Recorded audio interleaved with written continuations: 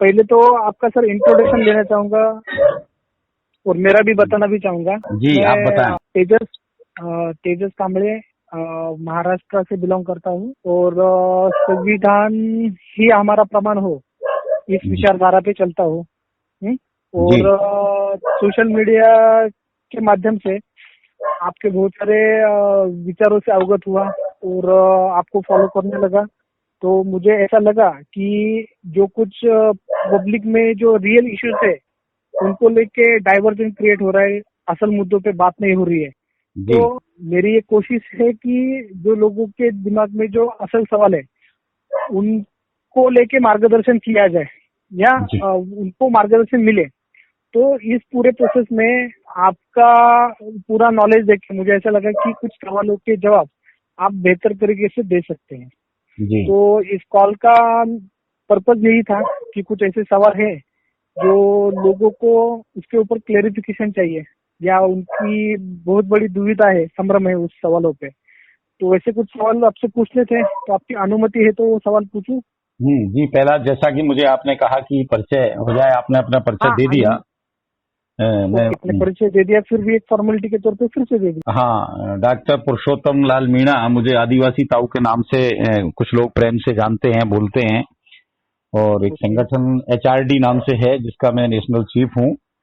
और थोड़ा सा ये भी बता दें कि हम जो बातचीत कर रहे हैं ये हमारा एक YouTube चैनल होगा, मोस्ट वॉइस TV के नाम से, उस पर इसको प्रसारित किया जाएगा।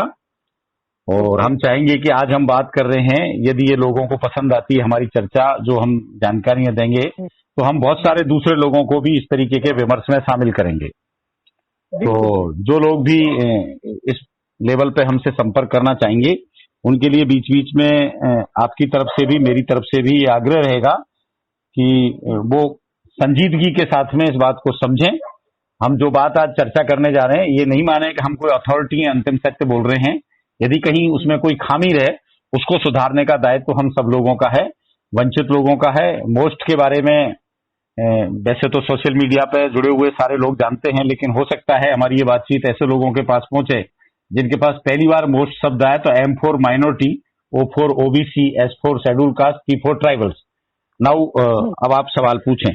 जो आरक्षण, ये जो टॉपिक है रिप्रेजेंटेशन, उसके ऊपर ही पहला सवाल है। तो पहला सवाल ये है कि संविधान में आरक्षण ये वर्ड इंक्लूड है या उसको कोई रिप्रेजेंटेशन के तौर पे संविधान में नोट किया हुआ है? जी, बहुत अच्छा सवाल है। बहुत कंफ्यूजन है लोगों के दिमाग में। जितना मैं समझता हूं, आज तक जो समझ पाया हूं, इसको प्रतिनिधित्व के रूप में शामिल किया गया है, लेकिन उस प्रतिनिधित्व प्रदान करने के लिए जहां राजनीतिक आरक्षण की बात करें, विधायकों या सांसदों के लिए उनके निर्वाचन क्षेत्रों को आरक्षित किया गया, वहां आरक्षित शब्द का प्रयोग किया गया है। उसी तरीके से सरकारी सेवाओं में हमारे प्रतिनिधित्व स्थापित करने के लिए पदों को आरक्षित किया गया है। इस तरीके से दोनों शब्द इस्तेमाल किए गए हैं। मूल रूप से ये प्रतिनिधित्व का ही अधिकार है, बल्कि मूल अधिकार है।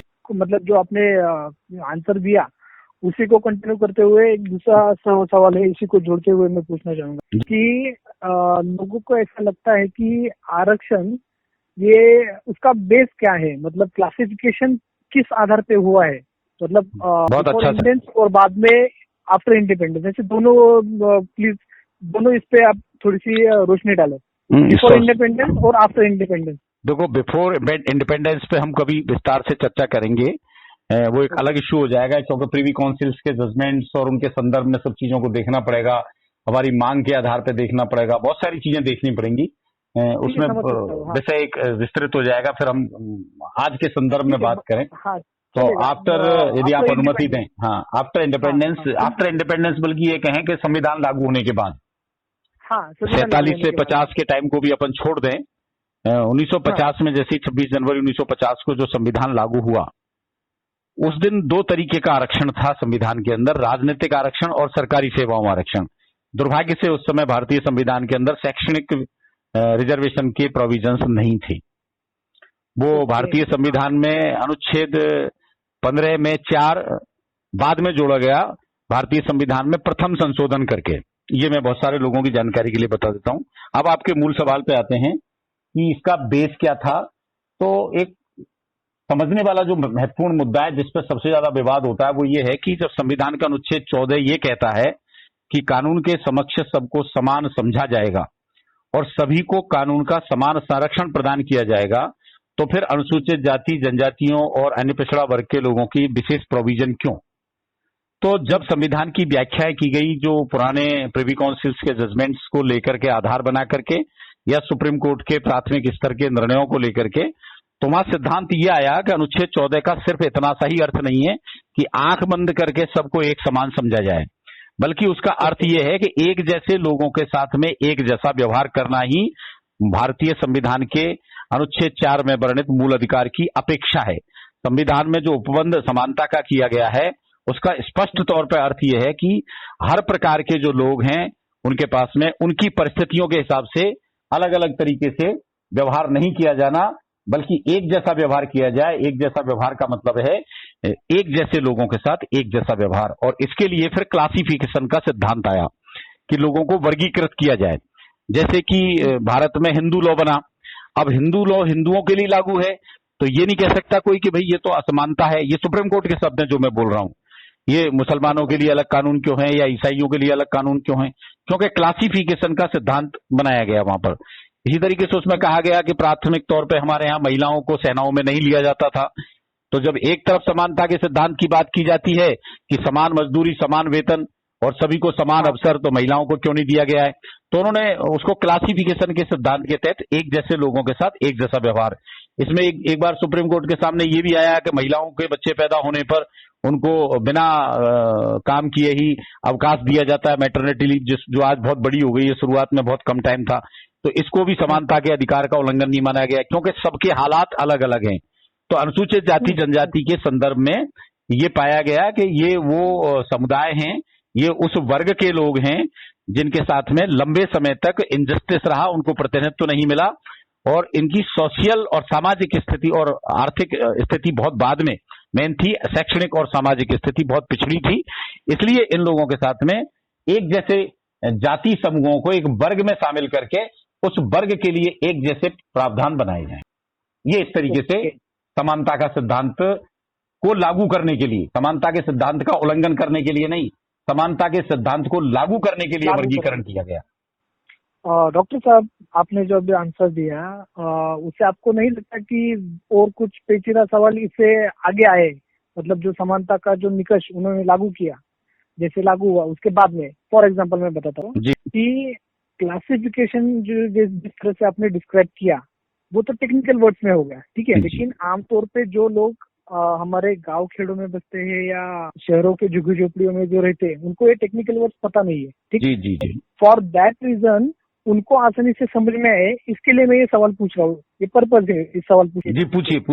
क्लासिफिकेशन में जो कास्ट मेंशन करनी पड़ती है पर्टिकुलरली, मान लो कि अगर कोई एसटी का प्रवर्ग को बिलोंग करता है, ओबीसी प्रवर्ग को बिलोंग करता है, तो फॉर द एडेक्वेट रिप्रेजेंटेशन, मतलब उसको अगर उसको प्रतिनिधित्व चाहिए सरकारी क्षेत्रों में, तो उसको उसकी जाति लिखनी पड़ती है, आप बराबर है? जी। समानता का अगर निकष लागू होता है और उसी के साथ में आपको आपकी जाति भी बतानी पड़ती है, तो ये दोनों कॉन्ट्रडिक्शन नहीं है लगता क्या सर आपको? बिल्कुल कॉन्ट्रडिक्शन है, इसमें कोई दो राय नहीं है। लेकिन लंबे समय तक इस देश के अंदर जाति के आधार पर ही विभेद किया गया, तो उसको सुधारने के लिए हमारे संविधान निर्माताओं ने, आज हमारी राय कुछ और हो सकती है, हमें पहले हमारे जो श्रोता हैं, जो हमें बात, हमारी जो चर्चा हो रही है, हमारा मकसद एक दूसरे को समझाना नहीं है, हमारा मकसद ये है हमारी इस वार्ता को जो भी लोग सुने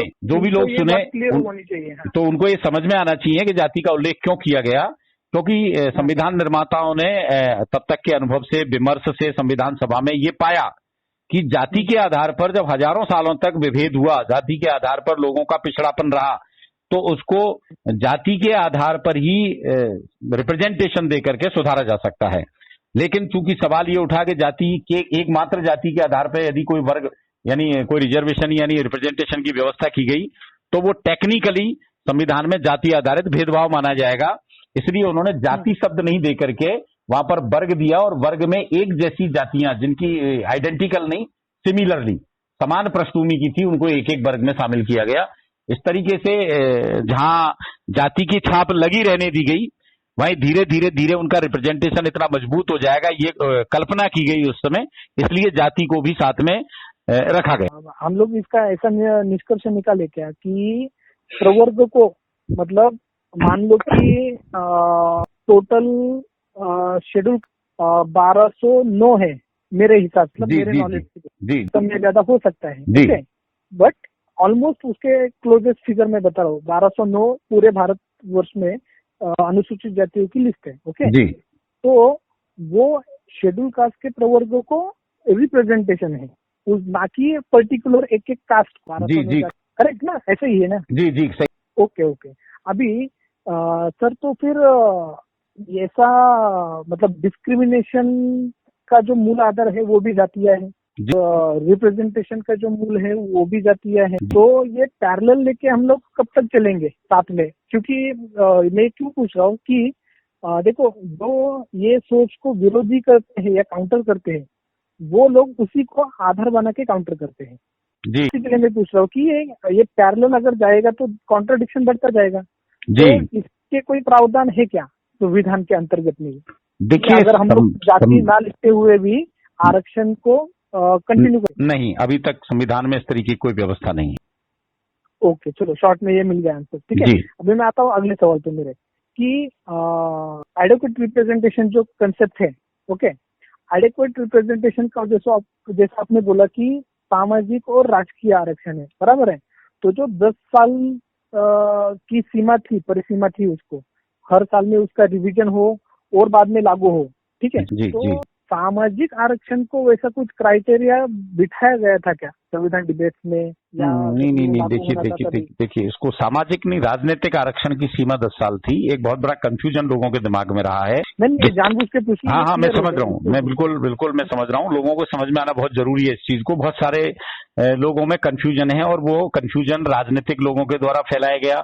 उसमें SC ST के राजनीतिक लोगों का भी बड़ा योगदान है, राजनीतिक दलों का भी बड़ा योगदान है और उन लोगों का भी योगदान है जिन्होंने कभी संविधान को पढ़ा ही नहीं। वास्तविकता ये थी कि संविधान में जो प्रशासनिक प्रतिनिधित्व का आरक्षण, यानी कि जिसको रिप्रेजेंटेशन की बात करते हैं, भारतीय संविधान के अनुच्छेद 16(4) में दिया गया है, उसमें कोई समय सीमा नहीं है। जिस तरीके से जीवन का मूल अधिकार, स्वतंत्रता का मूल अधिकार, घूमने का मूल अधिकार, रोजगार का मूल अधिकार और जितने भी बोलने का अधिकार, धर्म का मूल अधिकार, वो जिस तरीके से संविधान में स्थायी प्रावधान है, उसी तरीके से अनुसूचित जाति जनजाति के लोगों को वर्तमान में संविधान में शिक्षण संस्थाओं में प्रवेश का और सरकारी सेवाओं में प्रतिनिधित्व प्राप्त करने का मूल अधिकार प्राप्त है। उसमें कोई समय सीमा नहीं है। लेकिन जो विधायिका में पदों के आरक्षण, जो राजनीतिक रूप से जो आरक्षण है विधायिका में, इस विधायिका को भी थोड़ा स्पष्ट कर दिया जाए, यानी लोकसभा में और विधानसभा में। दुर्भाग्य से लोकसभा, संसद का जो दूसरा सदन है, जिसको उच्च सदन कहा जाता है, उसमें हमारा कोई रिप्रेजेंटेशन की व्यवस्था नहीं है, शून्य है। इसी तरीके से राज्यों में जहां विधानमंडल का दूसरा सदन होता है, जिसको विधान परिषद बोलते हैं, वहां पर भी कोई व्यवस्था हमारे रिजर्वेशन की नहीं है। ये बहुत बड़ा कमजोर पहलू है। हमारे संविधान निर्माताओं ने किन हालातों में ये निर्णय लिया कि वहां पर अनुसूचित जाति जनजाति और पिछड़े तबके हैं, उनको रिप्रेजेंटेशन की व्यवस्था नहीं की गई। ये बहुत बड़ी खामी है, जिसकी बहुत बड़ी पीड़ा है। जहां उच्च सदन उसका नाम दिया गया, वहां पर भी नहीं है। तो राजनीतिक आरक्षण जो लोकसभा में और विधानसभाओं में दिया गया, वो शुरुआत में 10 साल के लिए था और हर 10 साल में उसको बढ़ाया जाता रहा है। और वो मुझे लगता है बिना किसी मांग के बढ़ाया जाता है। कोई मांग नहीं करता है। उसके पीछे एक राजनीतिक षड्यंत्र है, क्योंकि बड़े बड़े यहाँ पर ज्यादातर हमारे यहाँ पर दलों के द्वारा शासित होती है सरकार। सरकार में जो है एक दल का प्रतिनिधित्व होता है, वो उनके टिकट पर चुनाव लड़ते हैं और उनको अपने घुमा फिरा करके अपने नियंत्रण में रखने के लिए वो लोगों को कि वहां से तो हमारे प्रतिनिधि चुनकर आएंगे और रिजर्व सीटें रख दी जाती हैं और रिजर्वेशन कर दिया जाता है, जबकि न तो उसका कोई विरोध करता है। विरोध जो होता है वो शिक्षण संस्थाओं का भी कम होता है, सबसे ज्यादा विरोध होता है सरकारी नौकरियों का। तो ये बड़ा कंफ्यूजन है कि सरकारी नौकरियों में आरक्षण, यहाँ तक कि हमारे यहाँ राजस्थान में एक राजस्थान पत्रिका के बड़ी प्रतिष्ठित बड़ा पेपर बताया जाता है, उसके एडिटोरियल में भी एक बार उन्होंने लिखा, उस पर हमने FIR भी लॉन्च करवाई, लेकिन चूंकि सत्ता और ये सब बड़े लोग मिले रहते हैं तो कोई कार्रवाई उस पर नहीं करी। हमने बड़ा कड़ा विरोध किया था उसका। उन्होंने लिखा था कि 10 साल के लिए था नौकरियों में रिजर्वेशन, वो हर 10 साल बाद बढ़ाया जाता है, कब अंत होगा। तो इस तरीके से मीडिया के द्वारा गुमराह किया जाता है, राजनेताओं के द्वारा गुमराह किया जाता है, और जो अपने आप को कथित विद्वान समझते हैं उनके द्वारा भी विद्वान किया जाता है। तो आज इस चर्चा के माध्यम से हम क्लियर कर देना चाहते हैं, बहुत लंबे समय से करते रहे लेकिन आज फिर से करना चाहते हैं कि संविधान में सरकारी नौकरियों के लिए, शिक्षण संस्थाओं में प्रवेश के लिए जो पदों का या प्रवेश के लिए स्थानों का आरक्षण होता है, पद आरक्षित होते हैं, वो परमानेंट है, स्थायी व्यवस्था है संविधान की, उसकी कोई समय सीमा नहीं है। ओके, तो मतलब उसके हम लोग ऐसे मायने निकाल सकते हैं क्या कि जब तक जिसकी जितनी भी संख्या है पॉपुलेशन वाइज, उनको उस पॉपुलेशन के वाइज उनका प्रतिनिधित्व होना चाहिए, ऐसा ही मकसद है आरक्षण का या प्रतिनिधित्व का? निश्चित रूप से उसमें उसका इतना नहीं है, उतना न्यूनतम होना चाहिए। बहुत सारे इसका एक बहुत बड़ी गलतफहमी है कि 15% एससी को होना चाहिए, एसटी को 7.5% होना चाहिए, ओबीसी को 27% होना चाहिए। ये गलत व्याख्या है। सही व्याख्या ये है कि उतना तो न्यूनतम होना चाहिए, ये अधिकतम नहीं है। उतना होना ही होना है, उतना तो होना ही होना है। दुर्भाग्य से वो भी नहीं हुआ है अभी तक। और ओबीसी के मामले में तो वो न्यूनतम वाली सीमा भी लागू नहीं होती है, कारण कि ओबीसी की जितनी ज्यादा जनसंख्या है उसकी तुलना में उनको लगभग आधा ही रिजर्वेशन दिया हुआ है। तो ये तो एक न्यूनतम संख्या रखी है कि इतने तो इनके लोग आने ही चाहिए। अच्छा, नहीं, ये अपना अच्छा मुद्दा बताया कि मिनिमम है। जी, ये मिनिमम है, ये न्यूनतम है। इसलिए व्यवस्था रखी गई है कि यदि इन वर्गों के लोग, शुरुआत से व्यवस्था थी जिसको पिछले कुछ समय से न्यायपालिका ने व्याख्या के नाम पर इस तरीके से विश्लेषण किया है कि उसको खत्म सा कर दिया गया है। उन्होंने ये व्यवस्था की थी कि जो रिजर्व कम्युनिटी के लिए जो पद रिजर्व हैं एसटी, एससी, ओबीसी के लिए, उसके बाद में जो 51% बचता है, उसमें भी शायद 1 या 2% विकलांगों के लिए है। उसके बाद जो बचता है उसमें सबके लिए ओपन होगा। वो कुछ लोगों ने ये कंफ्यूज कर रखा है कि वो जनरल के लिए, जनरल कोई शब्द ही नहीं होता है, उसका मतलब होता है अनरिजर्व्ड। मेरिट कोटा है, वो बौद्धिक कोटा है। जो भी बुद्धिजीवी लोग हैं जो मेरिट लाते हैं उनको सबसे पहले उसमें से दिया जाएगा। यदि उसमें टॉपर यानी बचे हुए में सारे के सारे एससी एसटी के आते हैं तो वो सबको मिल जाएगा पूरा। उसमें कहीं भी ये नहीं है कि अनरिजर्व लोगों के लिए यानी कथित उच्च जातियों के लिए कोई वो 51% या बचा हुआ है। उसमें पहले आएंगे मेरिट वाले, फिर उसके मेरिट में से मीन से 51% है तो 51% देने के बाद 49% में फिर अलग अलग वर्ग की मेरिट बनाई जाएगी और उसमें से उन लोगों को न्यूनतम उतना दिया ही जाना है। ओके, चलो, अच्छी तरीके से आपने एक्सप्लेन किया। मैं इस जो अभी जो आपने आंसर दिया उसमें एक थोड़ा सा पॉइंट है, लेकिन वो पॉइंट पे मैं ये क्वेश्चन के बाद में आता हूँ, ठीक है? सवाल पूछने वाला हूँ। वो सवाल ये है, वो बहुत अहम रोल प्ले करता है सभी के जीवन में। मतलब जितने भी ये एडिक्वेट रिप्रेजेंटेशन से जुड़े हुए लोग हैं भारत में, उन लोगों तो सवाल ये है कि सर, मान लो कि जितने न्यायपालिका के जितने भी जजमेंट्स अब तक सामने आए हैं, उन लोगों ने ऐसा इंटरप्रेट किया है, न्यायपालिका का आदर रखते हुए मैं ये सवाल पूछना चाहता हूँ आपसे कि उन्होंने जो इंटरप्रेट किया है उनके हिसाब से आरक्षण या एडिक्वेट रिप्रेजेंटेशन कह लीजिए आप, वो एक गरीबी निवारण का प्रोग्राम के तहत वो सामने रखते हैं। तो मान लो किसी प्रवर्ग में जो क्रिमिनल की जो मतलब क्रिमिनल की जो संकल्पना है इसी तौर पे ओबीसी को जोड़ी हुई। तो आपने जो पहले सवाल का आंसर देते हुए जो न्यूनतम बोला, मिनिमम रिप्रेजेंटेशन होना चाहिए, उसको भी आहत होती है। तो न्यायपालिका में जितने भी विद्वान लोग बैठे हुए हैं या जिनकी ये जिम्मेदारी है इसके संरक्षण की, जितने भी प्रोविजन है कॉन्स्टिट्यूशनल के प्रोविजन को संरक्षित करने की जिसके ऊपर जिम्मेदारी है, तो वो लोग इन सब बातों को दरकिनार करते हुए ऐसे डिसीजन पे क्यों पहुंचते हैं? इन शॉर्ट मेरा क्वेश्चन ये है सर कि गरीबी निवारण का कार्यक्रम रिप्रेजेंटेशन है या नहीं है, और हम लोगों को कैसे इस पे देखना चाहिए, और साथ में इसके आगे अगर इंटरप्रिटेशन जो आते रहे हैं न्यायपालिका से, तो उनको डिफेंड करने के लिए या उसको प्रोविजंस को अबाधित रखने के लिए हमें क्या करना पड़ेगा? कई क्वेश्चन पूछ लिए आपने, कई क्वेश्चन पूछ लिए एक साथ। इसमें 4-5 क्वेश्चन शामिल हैं इसके अंदर। सबसे पहली बात तो मैं आपको, ये बड़ा इंपॉर्टेंट एस्पेक्ट है, ये एडुकेट रिप्रेजेंटेशन की आप जो बात कर रहे हैं, इसको थोड़ा सा मैं आम भाषा में बता दूं। ये पर्याप्त प्रतिनिधित्व की एक अवधारणा है। पर्याप्त प्रतिनिधित्व क्या है, मैंने थोड़ी देर पहले बता दिया। पर्याप्त प्रतिनिधित्व का अर्थ है कि न्यूनतम उतना तो होना ही चाहिए। हाँ, न्यूनतम जो निर्धारित उनके लिए रिजर्वेशन किया जाए वो न्यूनतम, ये पर्याप्त एडुकेट रिप्रेजेंटेशन की जो बात है। अब बात आती है कि ऐसा क्यों हो रहा है कि जब संविधान में ये व्यवस्था की गई है कि उनके रिप्रेजेंटेशन की व्यवस्था है और रिप्रेजेंटेशन के बजाय उसको आर्थिक आधार पर या क्रीमी लेयर से जोड़ने की तरफ न्यायपालिका की दरवाजों से भी उस तरीके के सुर आ रहे हैं। देखिए, हमें थोड़ा सा पीछे जाना पड़ेगा।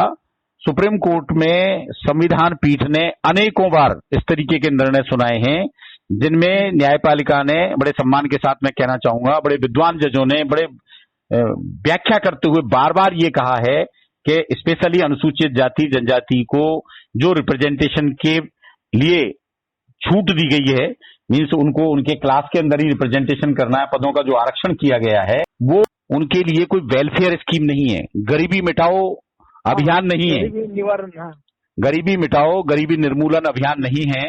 वो उन लोगों को प्रशासन में और राजनीतिक तौर पे उनका पर्याप्त एडुकेट की जो बात करते हैं वो रिप्रेजेंटेशन, और वो रिप्रेजेंटेशन ही नहीं बल्कि सशक्त प्रतिनिधित्व स्थापित करने के लिए किया गया है। इसलिए ये सवाल जब आया कि पीढ़ी दर पीढ़ी वही लोग लेते जा रहे हैं, जैसे कलेक्टर का बेटा ही कलेक्टर हो, कलेक्टर का बेटा ही कलेक्टर हो, तो उन्होंने कहा पदोन्नति में जो रिजर्वेशन है उस पर भी ये सवाल आया कि एक बार रिजर्वेशन ले लिया at the time of entrance college में, फिर गया नौकरी में, फिर वो लिया इंटरव्यू के अंदर रिजर्वेशन ले लिया, फिर उसके बाद में नौकरी में लगा तब रिजर्वेशन ले लिया, फिर पदोन्नति हुई फिर ले लिया, फिर पदोन्नति ली फिर ले लिया, फिर उसका बेटा आया उसने ले लिया।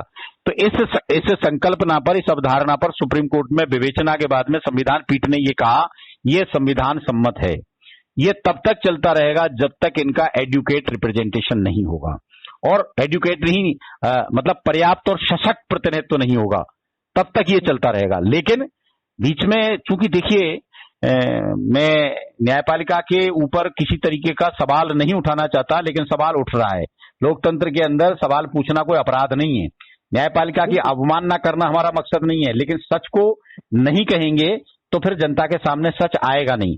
हकीकत ये है कि ये रिप्रेजेंटेशन देने की जरूरत क्यों पड़ी, क्योंकि रिप्रेजेंटेशन नहीं था। तो रिप्रेजेंटेशन क्यों नहीं था उसकी भी तो वजह होगी।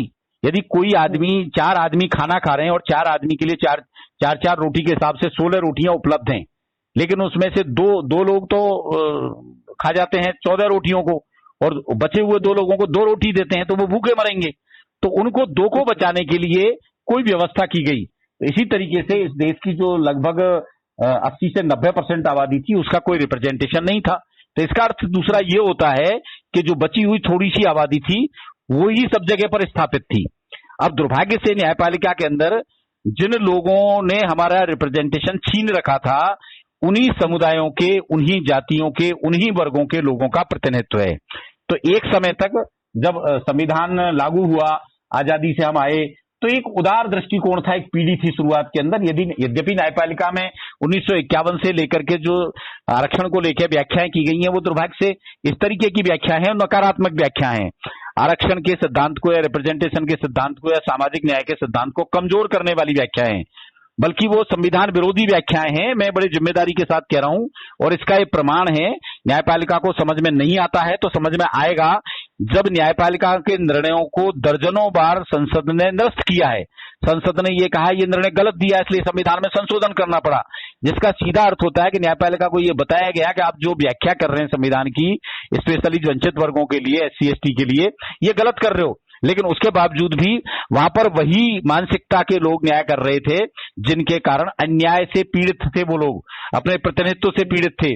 तो एक समय तक तो संसद में इस तरीके के लोग बैठे थे जो उनको निरस्त कर देते थे और वहां से आवाज उसके खिलाफ उठती थी।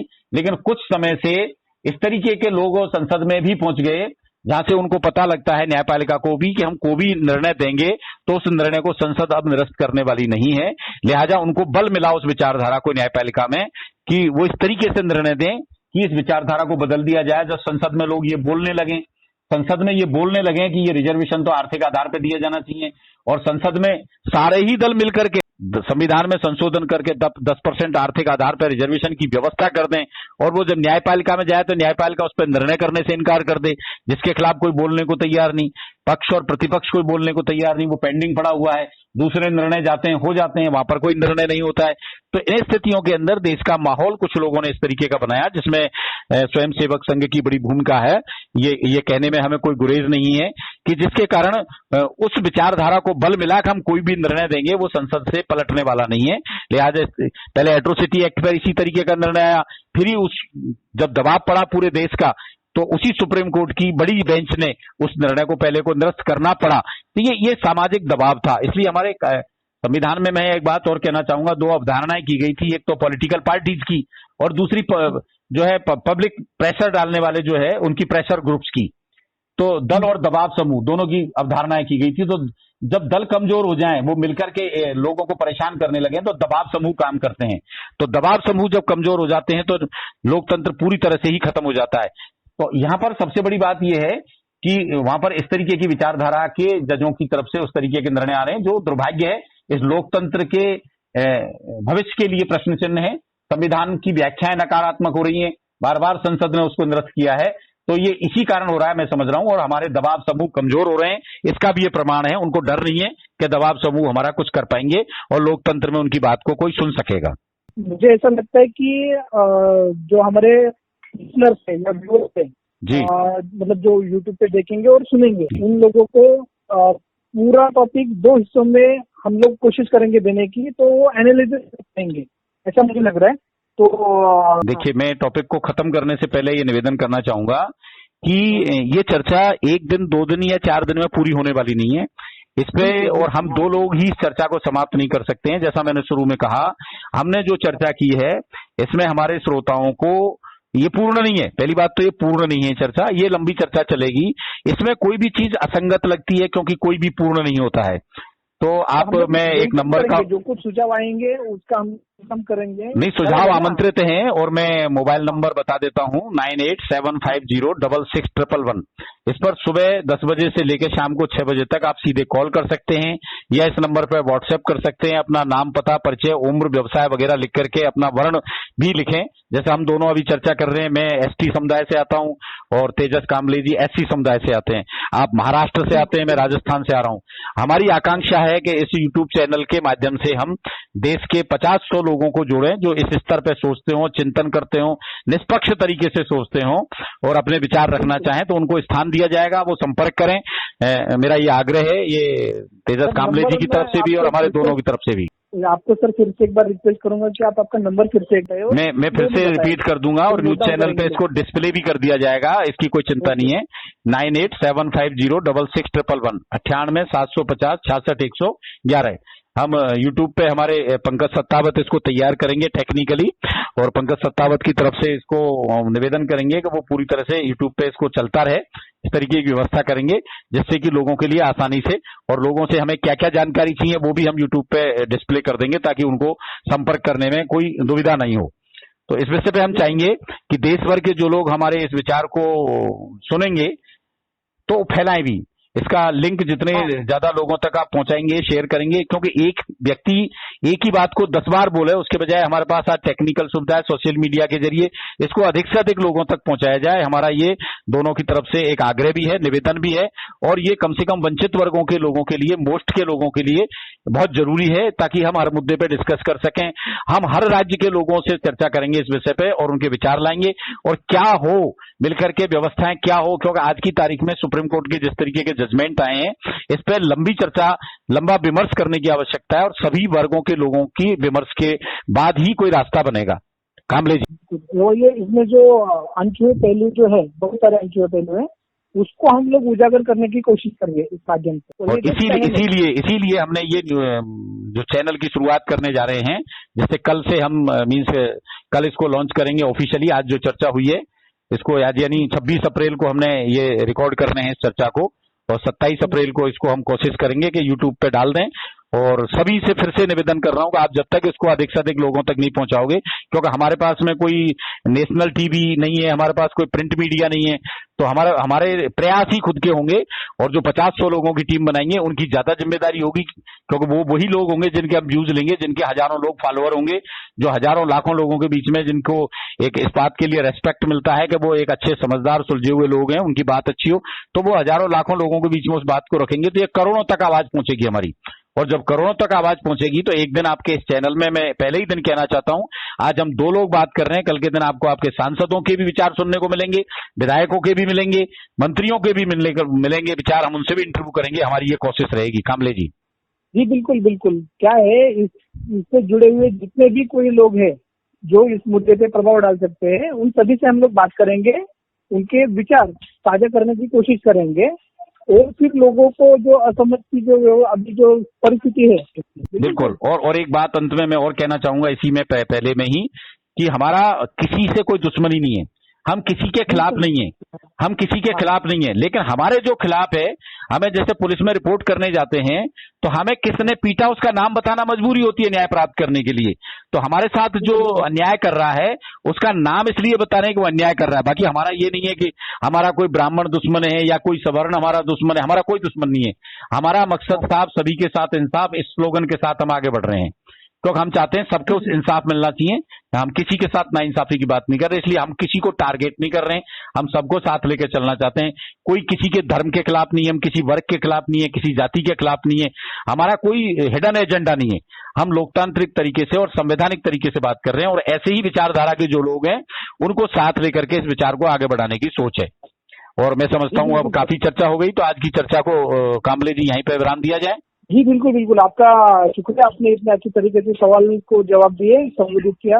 लोगों की असमझ की जो स्थिति है उसको, उससे बाहर आने में लोगों को मदद होगी, इसके लिए आपको ठीक है। ओके। जय भारत, जय संविधान।